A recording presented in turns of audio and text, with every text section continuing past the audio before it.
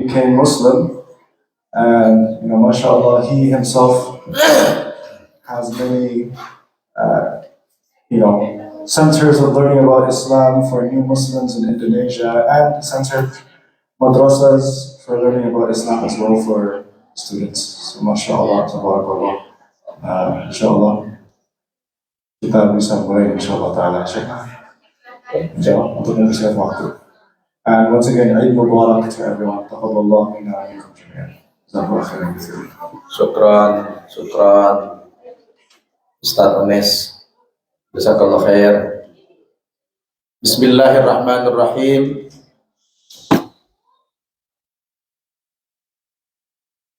Assalamualaikum warahmatullahi wabarakatuh. Assalamualaikum warahmatullahi wabarakatuh.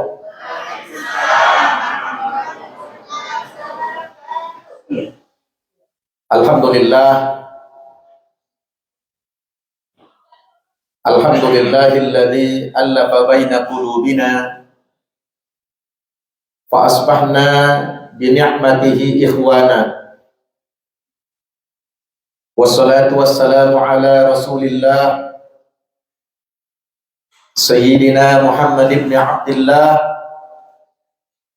wa ala alihi wa ashabihi wa mawala. Subhanaka la ilma lana illa ma 'allamtana innaka antal alimul hakim. La hawla wa la quwwata illa billah. Amma ba'du. Qala Allah subhanahu wa ta'ala fil Qur'anil Karim. A'udzu billahi minasy syaithanir rajim. Innamal mu'minuna ikhwatun fa aslihu baina akhawaykum wattaqullaha la'allakum turhamun. Wa qala Rasulullah sallallahu alaihi wasallam, la yu'minu ahadukum hatta yuhibba li akhihi ma yuhibbu li nafsihi. Shadaqallah wa shadaqa Rasulullah sallallahu alaihi wasallam. Yang saya hormati pengurus Himpo, pengurus Masjid At-Taufir, orang tua kita, tokoh kita, Pak Haji Afat beserta Ibu, dan juga ada tamu kita yang jauh-jauh datang dari Indonesia, tetangga dan sahabat saya, Ibu Hajjanina beserta Haji Dadan, yang tidak menyangka jumpanya di Masjid At-Taufir. Kita tetangga di Bintaro, tapi nggak ketemu di Bintaro, ketemunya di LA. Nah, itu luar biasa. Ini beliau, Ibu Hajjanina. Selamat datang guru kita Ustadz Adi Susmono. Beliau pengurus pengajian Ar-Rahman. Jazakumullah khair. Dan juga ada saudara kita mu'allaf dari Itali, tapi bahasa Arabnya luar biasa bagus. Saya kalau bicara sama beliau tadi pakai bahasa Arab. Saudara Asyik. Bapak-bapak, ibu-ibu, saudara-saudara jamaah Masjid At-Taufir rahimakumullah. Apa kabar Bapak Ibu semuanya? Sehat? Alhamdulillah. Kita ini masih dalam suasana merayakan hari raya Idul Akbar atau Idul Adha atau Idul Kurban. Banyak sekali namanya. Maka saya mengucapkan selamat Hari Raya Idul Adha atau Idul Kurban. Taqabbalallahu minna wa minkum shalihal a'mal. Mudah-mudahan Allah Subhanahu wa taala menerima segala amal kita, terutama ibadah kurban kita. Semoga diterima oleh Allah dan dijadikan kelak tanduknya, kukunya, bulunya menjadi saksi di hadapan Allah Subhanahu wa taala dan semoga darah kurban kita itu menjadi minyak wangi badan kita di hari yauma la yanfa'u malun wala banun illa man atallaha biqalbin salim. Amin ya rabbal alamin. Bapak Ibu yang saya muliakan, tidak terasa saya sudah 1 minggu di At-Thohir ini. Saya takut ibu-ibu, bapak-bapak bosan lihat saya, maka pamit, besok saya mau hijrah dulu ke kota lain, ke Las Vegas, mau pasang dulu besok. Ya, 2 hari aja, doakan, semoga saya menang besok. Ya, menang dalam dakwah. Nanti Selasa balik lagi, kemudian Jumat depan hijrah lagi ke Austin 2 hari, kemudian ke Houston juga 2 hari. Saya takut ibu-ibu ini, Bu Hajarina, bosan lihat saya, karena saya tiap tahun ke Amerika ini. Ya, jadi makanya ibu supaya nggak bosan tutup mata aja, dengerin aja sudah. Ya Bu. Baik Bapak Ibu, ada waktu kita lebih kurang 40-an menit. Kita manfaatkan waktu singkat ini mengikuti taklim. Tema kita hari ini adalah pentingnya ukhuwah Islamiyah. Apa Pak? Apa Bu? Pentingnya ukhuwah Islamiyah. Kita lihat problem terbesar umat Islam hari ini adalah lemahnya persaudaraan kita. Betul tidak? Sampai kita tidak bisa berbuat apa terhadap saudara kita di Palestina. Masyarakat Gaza itu Bapak Ibu sudah tidak ada lagi gedung yang mau dirubuhkan oleh Israel. Tidak ada lagi. Karena sudah rata dengan bumi semuanya. Bahkan mereka sudah tidak menemukan gedung-gedung yang mau dihancurkan, tenda-tenda pun mereka bom. Pengungsi-pengungsi yang ada di tenda-tenda pun mereka hancurkan. Benar-benar ini adalah memang sudah kesetanan, genocide besar-besaran. Dan kita umat Islam hanya bisa menonton saja. Hanya bisa menangisi nasib saudara kita saja. Bahkan tidak sedikit di antara saudara-saudara kita yang memanfaatkan momentum ini untuk memperkaya dirinya. Ya, jadi bukan hanya dia ingin menolong, tapi dengan tema menolong saudara kita, tidak sedikit ada orang yang memanfaatkan momentum ini memperkaya dirinya dengan sumbangan-sumbangan umat. Jadi kita mengerikan hari ini Bapak Ibu, bagaimana ukhuwah kita hari ini kita gambarkan ini sangat memprihatinkan kita semua. Ini karena lemahnya pemahaman kita terhadap konsep ukhuwah itu sendiri. Kadang-kadang dalam ceramah-ceramah ukhuwah itu hanya slogan saja, hanya tema saja. Tapi kita tidak tahu harus berbuat apa dan bagaimana cara mewujudkan ukhuwah itu. Karena kalimat ukhuwah itu, ibu-ibu, bapak-bapak, bukan kata yang sederhana. Sampai di dalam Al-Quran surat Al-Hujurat ayat 10 Allah mengatakan, a'udzubillahi minasyaitonir rajim, innamal mu'minuna ikhwatun. Sesungguhnya orang mukmin itu bersaudara. Kalau sudah kalimat ikhwah itu, Bu, kalau sudah Al-Quran bicara tentang kalimat ikhwah, itu sudah rasa persaudaraan, sudah kal jasadil wahid, seperti satu anggota tubuh. Jadi ukhuwah yang dibangun dalam Islam itu kal jasadil wahid, seperti satu anggota tubuh. Kalau ada satu anggota tubuh yang sakit, maka anggota tubuh yang lain sejatinya merasakan sakit juga.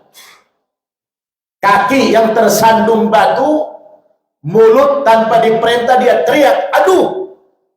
Mata tanpa disuruh mengeluarkan air. Begitulah sejatinya ukhuwah, persaudaraan yang dibangun dalam agama Islam ini. Tapi itu sampai sekarang tidak bisa kita wujudkan. Kenapa? Karena kita tidak tahu bagaimana cara melahirkan ukhuwah Islamiyah itu karena minimnya pemahaman kita terhadap konsep ukhuwah itu.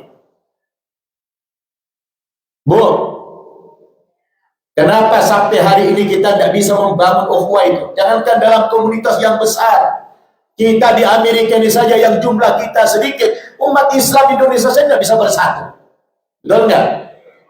Itu di Masjid Al-Hikmah di New York itu, sampai saya malas ke sana gara-gara sampai hari ini gontok-gontokan, tidak bersatu. Padahal jumlah kita cuma puluhan kalau tidak ratusan saja. Jadi Bapak Ibu, ini problem terbesar umat Islam hari ini. Dan bukan hanya di Indonesia, ini mendunia. Ini mendunia. Maka orang sepele dengan kita. Bukan karena jumlah kita sedikit, jumlah kita besar. Tapi tidak ada ukhuwah. Tidak ada persaudaraan itu. Ibu bapak mau tahu betapa mahalnya nilai persaudaraan. Sebelum saya jelaskan konsepnya, saya kasih dulu satu motivasi. Bu, mau dikasih motivasi enggak? Nanti di hari akhirat, ini saya belum jelaskan konsep ya, nanti belakangan dulu. Saya jelaskan ini motivasi aja. Di akhirat ada satu hadis qudsi menjelaskan, ketika umat manusia, khususnya kita orang Islam ini, dibangkitkan oleh Allah nanti di padang mahsyar. Lalu setelah dibangkitkan kita di padang mahsyar itu, Bapak Ibu, Allah Subhanahu wa Ta'ala menyerahkan kepada kita buku catatan amal kita. Apa Bu? Kata Allah, Iqra kitabak. Baca catatan amalmu ini. Allah serahkan kepada kita buku catatan amal ini. Ketika sudah berada di tangan kita catatan amal ini, kita baca sendiri. Ternyata ada beberapa dosa-dosa kita, Bu, Pak. Ada beberapa dosa-dosa yang pernah kita lakukan dulu di dunia. Ketika kita baca satu persatu lembaran catatan amal kita, mulai dari atas kita baca satu-satu. Karena tidak ada yang terlupakan oleh manusia, sekecil apapun perbuatan dia dulu, tidak ada yang terlupakan. Itu dalam meniru kita. Kita ingat semua itu, Bapak Ibu. Ketika sampai di tangan kita buku catatan itu, kita baca dari atas sampai ke bawah, terus kita putar, baca lagi terus lembaran kita selama sekian puluh tahun itu. Kok ada beberapa dosa nggak masuk di dalam itu, dalam catatan itu nggak masuk. Saya ingat dulu saya pernah berzina, saya dulu pernah mencuri, saya dulu pernah melakukan dosa ini, saya pernah dulu melakukan dosa ini. Kok diulang-ulang, dilihat-lihat dalam catatan amal kok nggak muncul? Nggak muncul dosa itu, catatan dosa itu kok nggak muncul? Udah dibuka berkali-kali, dibaca berkali-kali, kok nggak ketemu saya? Ini apa luput? Apa gimana ini? Malaikat apa nggak catat dulu? Padahal saya dulu pernah melakukan dosa ini, dosa itu, kok nggak ada dalam catatan amal saya ini? Lalu dia bertanya kepada Allah, ya Allah, kuntu zanait, kuntu kada. Saya dulu di dunia pernah berdosa ini, berdosa itu.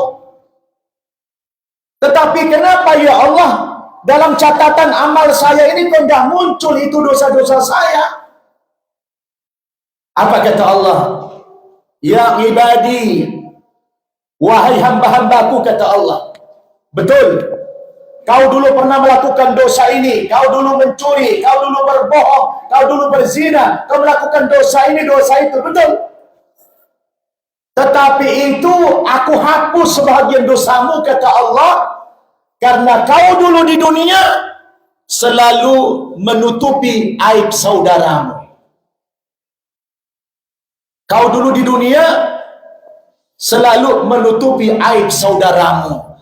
Gara-gara kau menutupi aib saudaramu, maka sekarang aku hapus sebagian dalam lembaran catatan amalmu, dosa-dosa yang kau kerjakan itu, karena kau dulu menyembunyikan aib saudaramu. Subhanallah Bapak Ibu, dahsyatnya perilaku menyembunyikan aib saudara kita. Itu membuat catatan dosa kita terhapus dari catatan itu atas izin Allah Subhanahu wa Ta'ala. Tapi lihat sekarang bagaimana kita umat Islam, betapa senangnya, betapa gembiranya mengumbar aib saudara-saudara kita. Betul tidak? Betul tidak, Bu?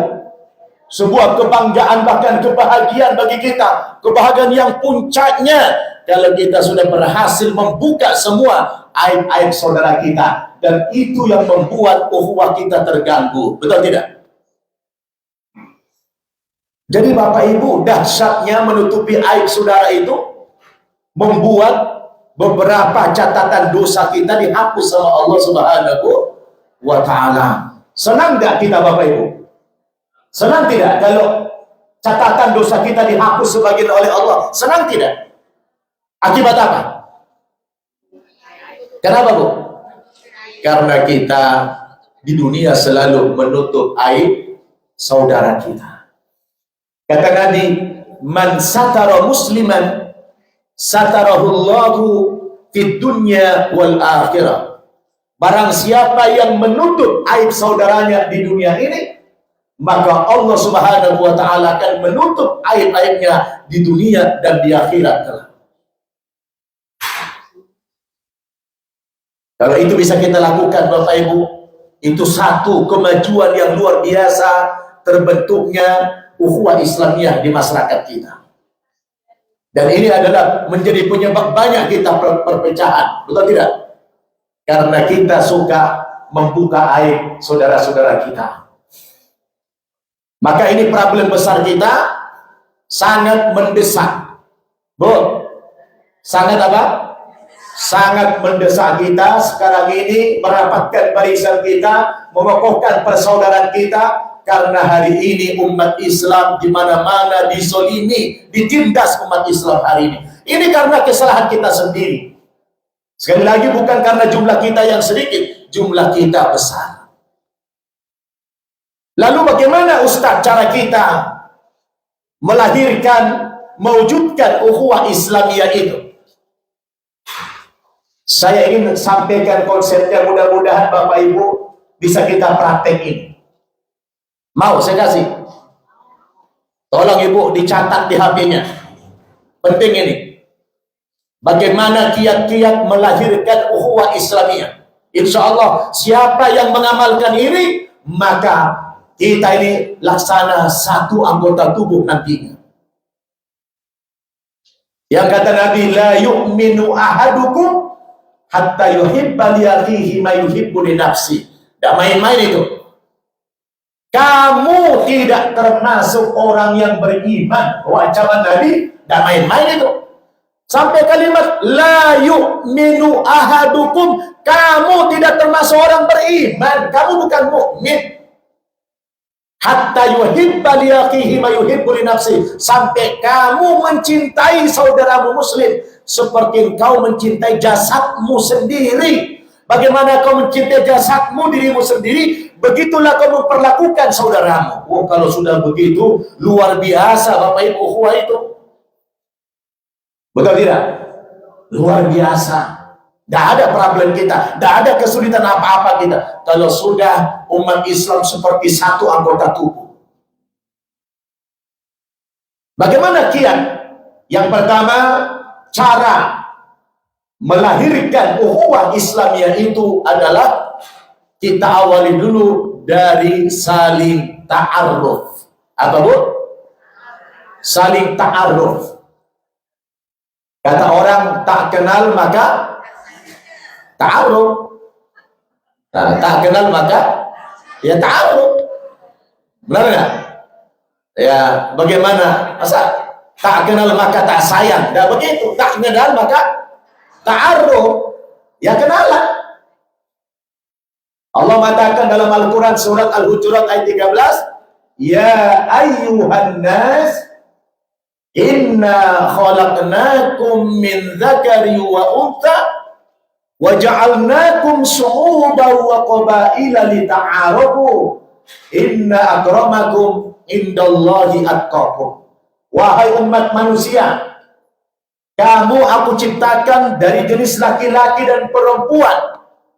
Dari keduanya kami kembang biakkan kamu menjadi umat yang besar sampai bersuku-suku dan berbangsa-bangsa. Tujuannya tidak lain lita'arafu, supaya kamu saling kenal mengenal satu dengan yang lain. Bagaimana kita bicara ukhuwah kalau kita tidak saling kenal? Pak, Bu, mengenali saudara kita itu tidak cukup hanya tahu namanya. Kenalan dong, namamu siapa? Tidak cukup. Kita mengenali saudara kita itu harus detail, harus mendalam. Tanya, nama ibu siapa? Nama bapak siapa? Nama istri siapa? Anak berapa orang? Tinggal di mana? Asal dari mana? Bukan kita sok pengen tahu. Tujuannya bukan pengen tahu status sosial dia, tidak. Kita dalam rangka ingin membangun ukhuwah persaudaraan. Kita harus tahu detail. Anak bapak yang pertama namanya siapa? Kalau boleh tahu rumahnya di mana? Kita bukan pengen lihat rumahnya mewah atau tidak, besar apa tidak, isi rumahnya seperti apa. Bukan begitu, bukan ke sana arahnya. Kita pengen tahu rumahnya, ingin datang ke rumahnya, saling mengunjungi dalam rangka membangun ukhuwah. Sampai kita tahu kerjanya apa. Ketika kita tahu kerja orang itu apa, nanti kita bisa memahami situasi dan kondisi, sifat dan karakter dia. Misalnya dia seorang apa? Oh, kerjanya di bagian medis atau bagian perawat orang tua misalnya. Oh, ketika kita nanti membangun ukhuwah, cara pendekatan kita dengan dia, kita tahu, oh, pekerja dia begini, oh, cara masuk saya begini. Oh, dia, bapak kerja apa? Oh, saya security misalnya. Yang namanya security kan galak-galak. Jangan nanti kalau dia berkata agak keras kita tersinggung, baperan. Tidak. Maka kita penting tahu kegiatan bapak sehari apa, ibu apa. Sehingga kita bisa memahami sifat dan karakter dia nanti lebih mendalam. Ketika dia berkata keras misalnya, oh iya, jangan tersinggung. Memang itu ada kaitannya dengan pekerjaan dia, memang harus dia keras. Jadi kita bukan pengen sok tahu, bukan apa istilahnya itu. Apa bahasa orang di Jakarta itu? Kepo. Kita bertanya detail itu, bukan mau kepo, bukan pengen sok tahu. Dan kita jangan tersinggung kalau ada saudara kita bertanya detail, oh rumah, kita bukan pengen tahu isi rumahnya. Niat kita ingin tahu semuanya, karena kita ingin membangun ukhuwah persaudaraan itu. Sehingga kita bisa saling mengunjungi, betul nggak? Bukan hanya ketemu di Masjid At-Thahir. Bukan di sini aja ketemunya. Kita kan tahu begitu dengar sakit, oh, kayak kemarin kita dengar Pak Sis sakit. Saya bilang, ayo kita ke rumah Pak Sis. Oh, dengar Pak Nario sakit, ayo kita ke rumah Pak Nario. Jadi kita ini membangun ukhuwah persaudaraan. Karena dari situ nanti lahirlah rasa mahabbah, rasa cinta. Betul tidak? Jangan hanya kulit-kulitnya saja kita kenal. Bila perlu, sampai suara mobil teman kita tahu, hafal kita. Baru kedengaran suara mobilnya aja udah hafal gitu. Ah, ini mobilnya Pak Farhan nih. Gitu. Bukan cuma itu, kalau dia punya kucing, kucingnya pun kita tahu. Oh, ini kucingnya Bu Duriah ini misalnya. Hafal kita itu. Saking apanya? Saking mendalamnya hubungan batin kita dengan saudara kita itu. Begitu baru bisa wujudkan ukhuwah. Ini kita kan berpuluh-puluh tahun tinggal di Amerika, kenalnya cuma di masjid doang. Betul nggak? Nggak ada saling mengunjungi. Sakit pun teman kita nggak tahu kadang-kadang. Benar nggak? Atau bahkan ada orang sudah puluhan tahun, ya kita juga nggak tahu, dia nggak mau datang ke masjid. Ya gimana juga mau kenal kita, betul nggak? Jadi awalnya sentral pertemuan kita di mana? Masjid At-Thahir. Di sini dulu pertemuan awalnya. Di sini dimatangkan perkenalan kita dengan saudara kita. Betul nggak, Bu? Ya, sehingga yang sesama ibu saling mengunjungi, sesama bapak saling mengunjungi. Bukan ketemuan di kafe aja, ya, tapi ketemuan di rumah. Sekali lagi, bukan dalam rangka ingin kepo, ingin tahu oh rumahnya gede atau kecil atau gimana. Bukan itu tujuan kita. Tujuan utama kita ingin membangun rasa persaudaraan, ukhuwah Islamiyah. Kira-kira nih Bapak, kalau ini kita praktekkan, mendalam nggak persaudaraan itu? Mendalam tidak? Mendalam. Sehingga kita bersatu. Itu yang pertama, saya persingkat. Setelah kita saling kenal satu dengan lain, dengan perkenalan yang dalam, apa yang berikutnya kita lakukan? Yang kedua konsepnya adalah ta'alluf. Apa? Ta'alluf. Ta'alluf artinya kita bersatu, menyatu, udah kayak sejasad. Oh, dia muslim, saya muslim. Allah mengatakan wa allafa baina qulubihim. Itu surat Al-Anfal ayat 62 dan 63. Allah lah yang menyatukan hati-hati mereka ini. Menyatukan hati-hati kita siapa? Allah. Law anfaqta ma fil ardi jami'an ma allafta baina qulubihim walakinna Allah allafa bainahum. Andaikan ibu-ibu, ya, ibu-ibu, bapak-bapak infakkan semua hartamu untuk menyatukan hati di antara kita ini, niscaya tidak bisa. Kenapa? Karena yang menyatukan hati saya dengan hati bapak ibu siapa?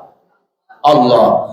Kenapa? Karena kita ada satu akidah, satu iman kepada Allah. Allah yang menyatukan hati kita, Pak. Kalau sudah menyatu, apa mungkin kita masih saling menjelekkan? Apa mungkin kita saling menghina? Apa mungkin kita masih saling membuka aib saudara? Tidak mungkin lagi. Kenapa? Sudah menyatu kita Bapak Ibu, sudah menyatu. Kalau jasadil wahid, bagikan satu anggota tubuh, mustahil kita saling gontok-gontokan karena sudah menyatu. Ketemunya sudah salamannya, cium pipi kanan, cium pipi kiri, itu lengket di hati. Orang salaman mau sapa begini saja menggugurkan dosa kok. Subhanallah. Maka pemahaman beragama kita dikuatkan. Allah yang menyatukan hati kita. Kita infakkan semua harta kita, nggak sanggup Pak, Bu. Karena ada setan. Tapi kalau Allah yang menyatukan hati kita, siapa yang bisa merubahnya? Maka Allah yang jadi ghayatuna, Allah yang menjadi tujuan hidup kita. Betul tidak? Kalau kita datang ke sini semua udah karena Allah. Nggak ada. Mau ada ibu-ibu nggak bawa makanan, nggak usah dikata-katain. Karena kadang-kadang kita nggak tahu, jangan-jangan dia ingin berinfak langsung ke Pak Farhat, ke pengurus, dikasih diam-diam karena dia nggak pengen riak.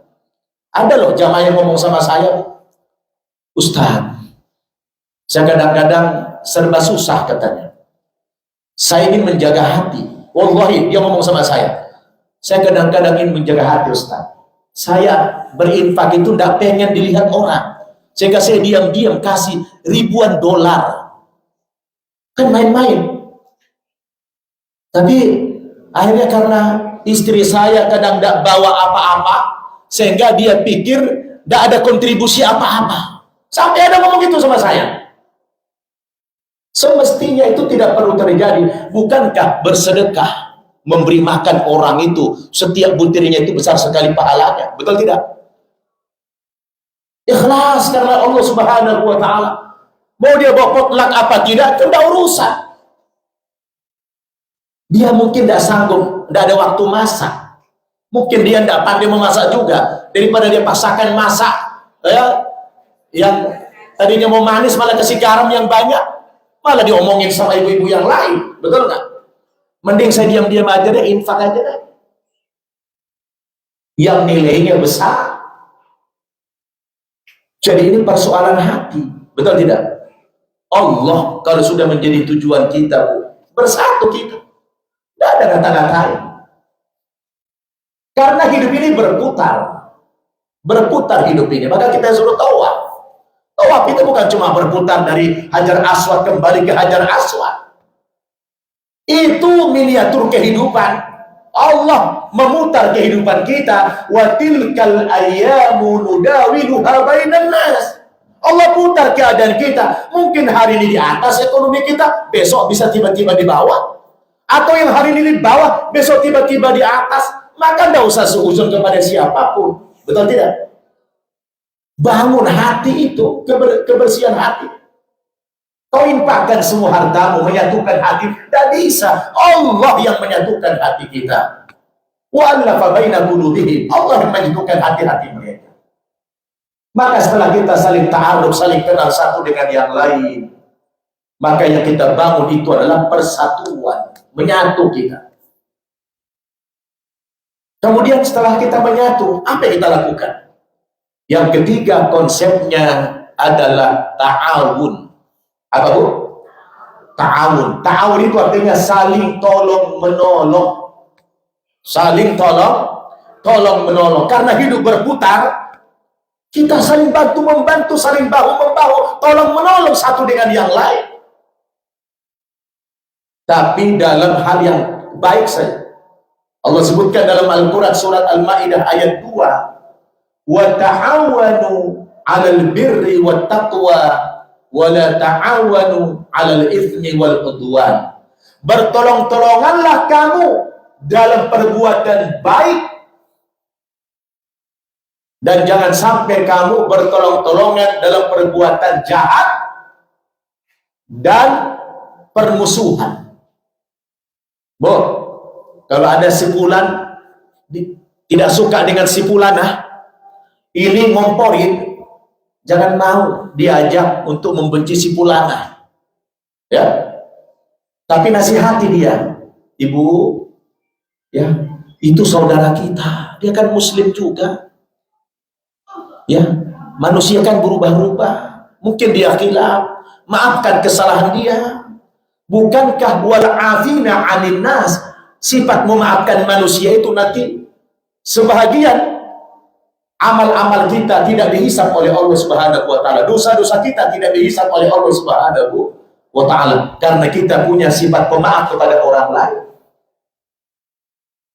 Jangan tolong menolong dalam permusuhan. Kita tidak suka sama ini, diundang lagi orang lain untuk membenci si pula. Jangan.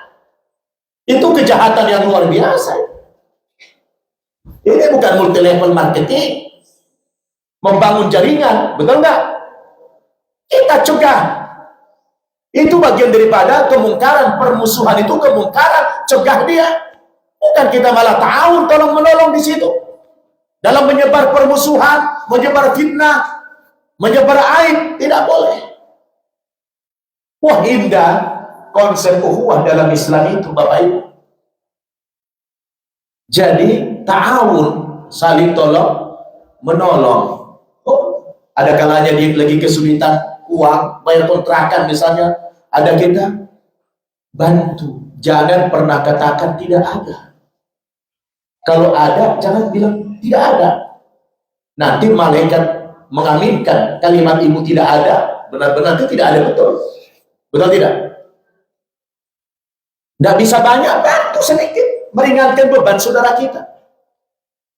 Barang siapa yang meringankan kesulitan saudaranya di dunia ini, maka Allah Subhanahu wa taala akan meringankan kesulitan dia di dunia dan di akhirat kelak. Wah, luar biasa itu ukhuwah dalam Islam itu. Jangan banyak berhitung, jangan pelit, jangan bakhil. Apa yang bisa kita lakukan demi saudara kita? Itu bekal kita nanti mati, Bapak Ibu. Betul nggak? Jangan ada, engkau katakan tidak ada, jangan. Semampu kita bantu saudara kita yang kalau lagi benar-benar lagi kesulitan, dia butuh, itu pahalanya besar. Apalagi kalimatnya minjam, bukan minta bantuan. Dia minjam misalnya, Insya Allah dikembalikan. Kalaupun dia tidak mampu mengembalikan, itu adalah sedekah, pahalanya 2 kali lipat daripada sedekah biasa. Dia tidak sanggup mengembalikan, lalu ibu bapak mengikhlaskan, pahalanya double itu. Double pahalanya. Kenapa? Membebaskan penderitaan saudaranya itu luar biasa pahalanya itu. Maka budayakan saling ta'awun, saling tolong menolong, bantu membantu satu dengan yang lain. Kamu tidak beriman, kamu bukan orang beriman, jangan mengaku beriman. Kalau kamu sebar fitnah, kamu sebar aib saudaramu, jangan mengaku beriman dulu, kata Nabi. Itu ngeri kalau kita baca konsep ukhuwah itu. Berapa sudah Bapak Ibu? Berapa sudah? Baru 3. Pertama apa tadi ulangi? Ta'aruf, saling kenal. Perkenalan yang mendalam tadi.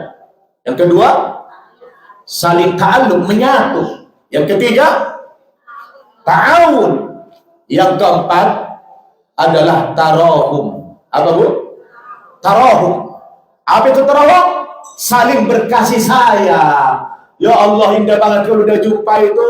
Kalau kita tidak beban apa-apa, indah Bapak Ibu.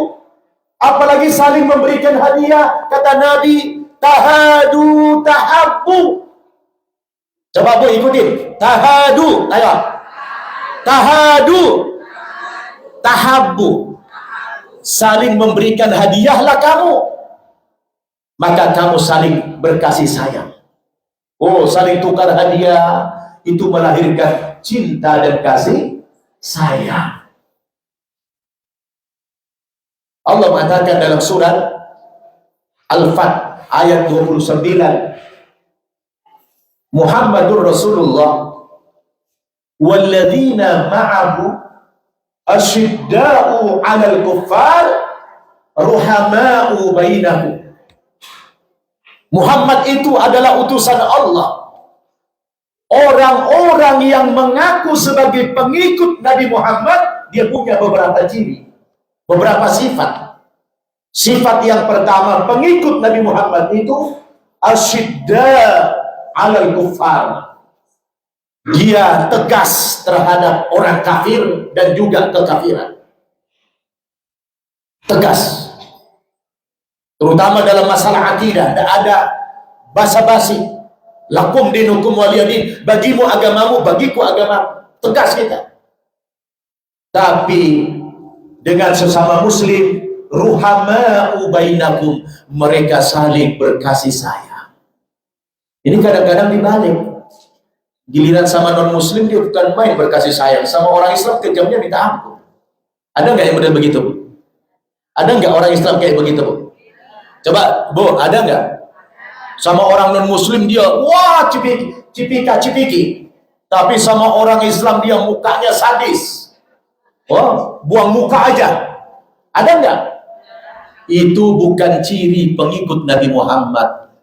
Ciri pengikut Nabi Muhammad itu adalah dia asyidda 'alal kuffar, tapi ruhama'u bainahum, dia berkasih sayang dengan sesama mukmin. Itu indah sekali ukhuwah itu. Apa tadi Bu? Saling berkasih sayang. Di antara konsep lahirnya kasih apa tadi? Saling memberikan hadiah. Kalau kita datang berkunjung, apa sih bawa apa gitu?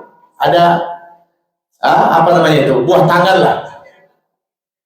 Ada sesuatu buah tangan. Dia kan orang kaya, bukan masalah kaya. Ya, bukan soal kaya. Tapi saling tahadu. Dia Pak Ustaz, apa aja dia punya. Kayaknya saya bawa oleh-oleh yang ini, malu saya. Jangan. Walaupun dia kaya raya, apapun dia punya. Kenapa? Kita hanya bawa keripik singkong itu kenapa? Karena itu berangkat dari kasih sayang. Betul nggak? Dari saling memberikan hadiah itu penting. Nanti kita bawa kerupuk singkong, pasti dibalas sama dia Pak. Diamplopin. Pasti diamplopin pulangnya nanti, mungkin $5.000 gitu. karena dia sudah punya apa-apa. Itu nanti. Tapi jangan berharap.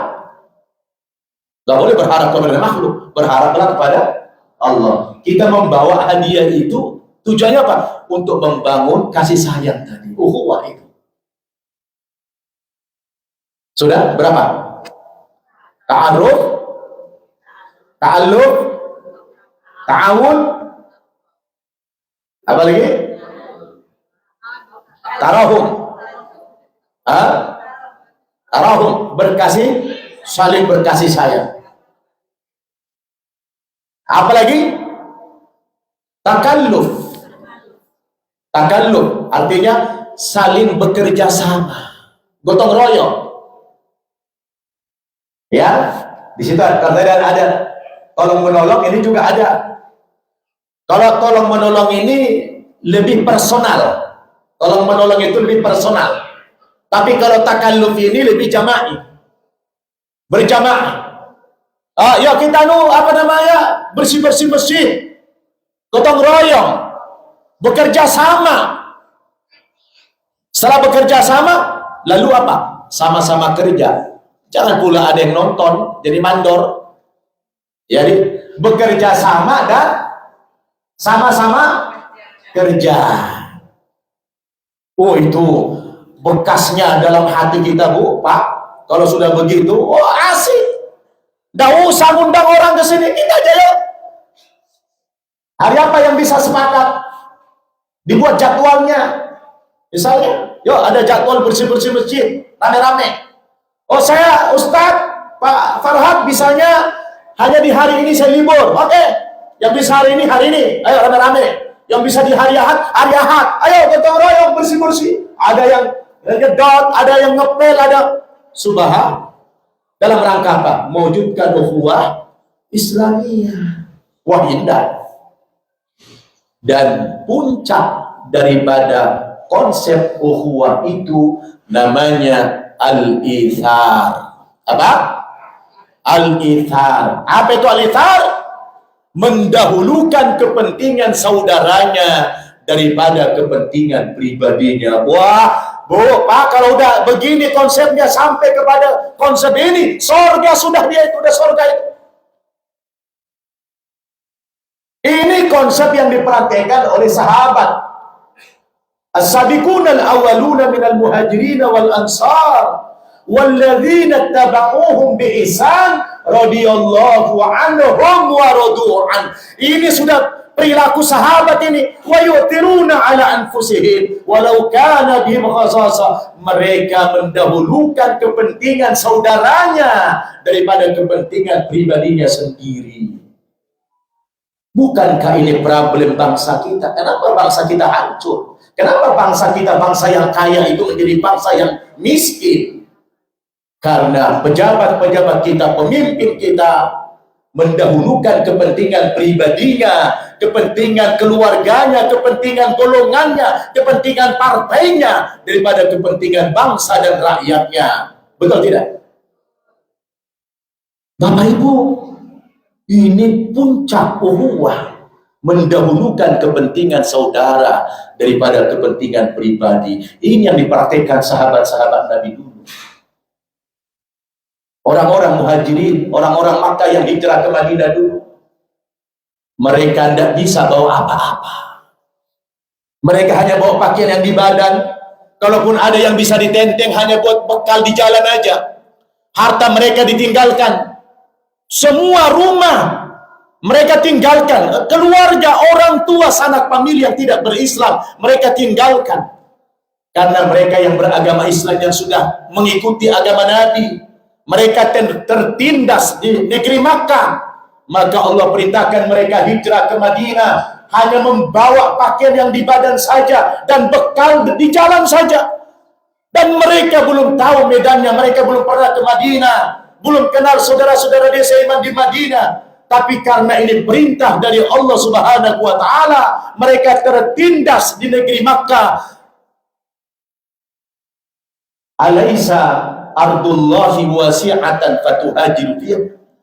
Bukankah bumi Allah itu luas sehingga kamu bisa berhijrah di dalamnya? Kamu tertindas di bumi Makkah. Tinggalkan Mekah itu. Ada bumi lain. Berangkat kamu ke Madinah, kata Allah. Di Madinah sudah ada beberapa orang yang masuk Islam.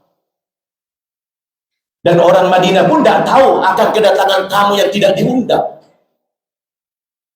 Mereka datang beramai-ramai dari Makkah, pindah jalan kaki menuju ke Madinah. Karena panggilan iman. Pindah tempat masa itu hukumnya fardu ain. Fardu ain, bukan fardu kifayah. Fardu ain, kewajiban yang bersifat individual. Itu adalah pindah akidah, pindah karena iman, bukan suka-suka. Dosa besar kalau dia tidak mau pindah, padahal dia mampu. Kalau kita dari Indonesia pindah ke Amerika ini adalah maunya kita, bukan maunya iman kita. Betul tidak?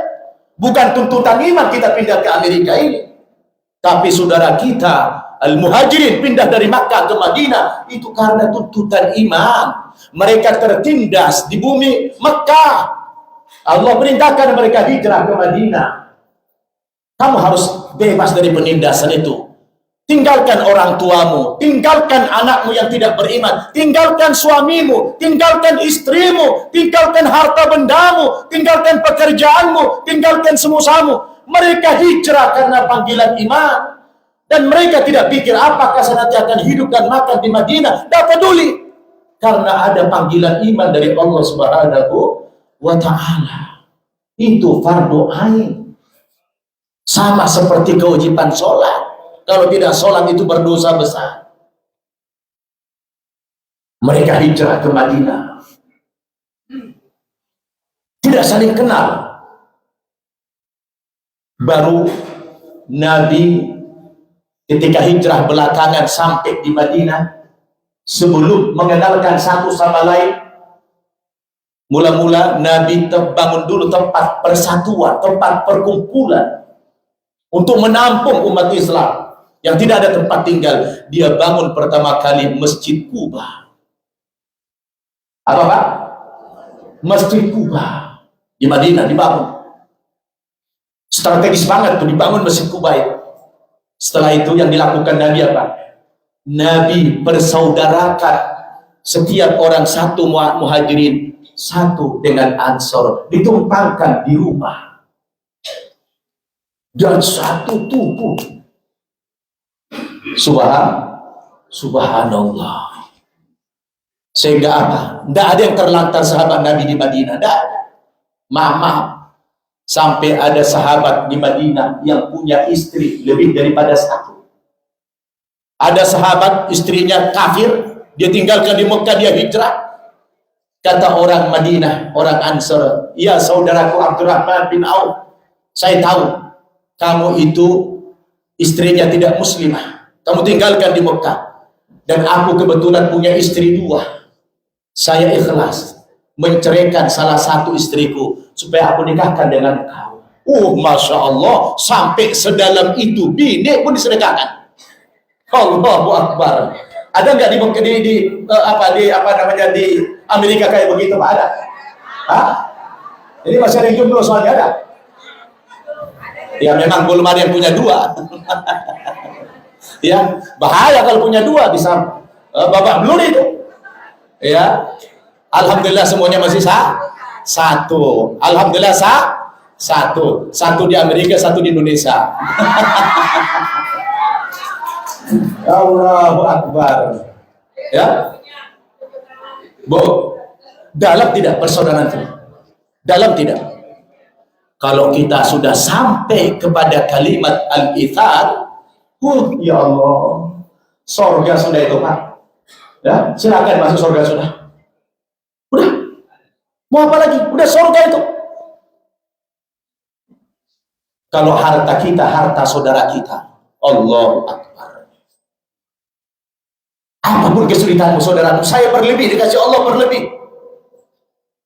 Apapun, jangan sungkan, jangan malu. Selagi aku bisa bantu kamu, aku bantu. Wah, itu persaudaraan yang luar biasa Bapak Ibu. Indahnya Islam itu. Indah. Silakan masuk surga dari pintu mana kamu mau. Silakan. Bu, silahkan masuk surga. Dari pintu mana? Apalagi ibu-ibu nih. Oh, ibu-ibu paling gampang masuk surga, Bu. Bu, tidak sulit ibu-ibu masuk surga. Apa kata Nabi? Istri itu, perempuan itu, Bu. Idza shollat khamsaha. Kalau dia sholat 5 waktu istri itu. Wa syahra Ramadan. Dia berpuasa di bulan Ramadan. Wa shauma di Ramadan, dia berpuasa di bulan Ramadan. Kemudian wa yahfatna furujahunna, dia menjaga kemaluannya, menjaga farjinya, menjaga kehormatan dirinya, tidak selingkuh. Lalu wa ata'at zaujaha, dia taat kepada suaminya. Qila laha, Allah mengatakan kepada dia, udkhuli jannata min aibab syi'ta. Silakan masuk surga dari pintu mana yang kamu mau. Wow, itu nggak main-main itu Bapak Ibu.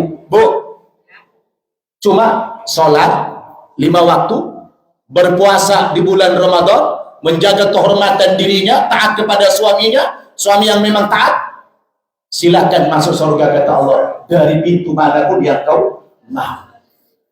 Bu, terakhir dari azan, uang mencium tangan suami aja Bu, dengan ikhlas mencium tangan aja Bu, pulang cium jangan.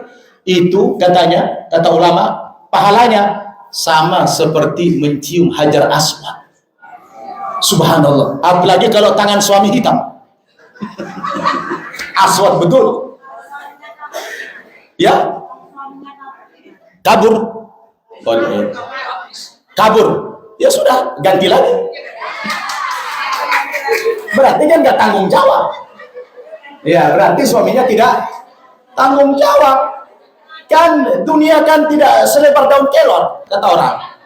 Ya, jangan dipusingin. Kalau ada suami nggak tanggung jawab, dia kabur, biarin aja. Minta talak. Banyak, minta talak aja. Halal. Mau ngapain? Betul tidak? Nah, jadi itulah Islam. Bu,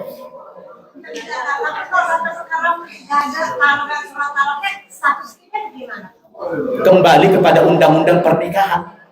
Undang-undang pernikahan, kompilasi hukum Islam.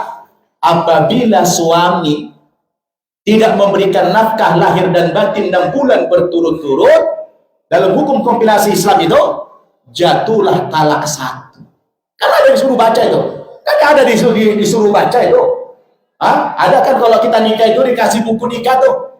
Kan suruh baca tuh sikap talik itu. Ya. Oke, nah kita nggak bicara tentang suami nih, kita bicara ukhuwah nih. Nanti melebar pula nih. Udah nggak tancur apa ini. Baik, jadi indah nggak kalau sudah begitu Pak Bu? Indah nggak? Ukhuwah itu sudah indah tidak? Indah sekali Islam itu, betul tidak? Indahnya bukan main. Mudah-mudahan kita bisa mewujudkannya. Dengan demikian, insya Allah kita damai semuanya. Betul? Kita damai tidak? Kita berdamai. Mulai sekarang, mulai hari ini, kalau kita ada kelas di antara kita, bermaaf-maafan hari ini Bu. Sebelum saya berangkat ke speaker besok. Kalau Ibu tidak salaman hari ini, besok kalah saya di sana. Nah, Bapak Ibu, ini saja karena waktu maghrib sudah tiba. Mudah-mudahan kajian kita tentang pentingnya mewujudkan ukhuwah Islamiyah dengan konsep tadi, semoga Allah Subhanahu wa taala berikan kita hidayah sehingga yang kita bahas ini bukan hanya sebagai ceramah, bukan hanya sebagai kalimat per kalimat, tapi ini menjadi konsep yang nyata dalam kehidupan kita, tentu dengan ma'unah dan hidayah dari Allah Subhanahu wa taala akan bisa kita terapkan konsep ini.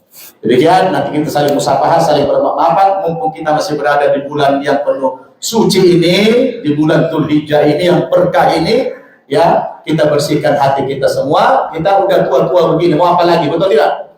Tidak ada lagi di antara kita saling benci, saling berkhianat, saling bermusuhan, tidak ada lagi.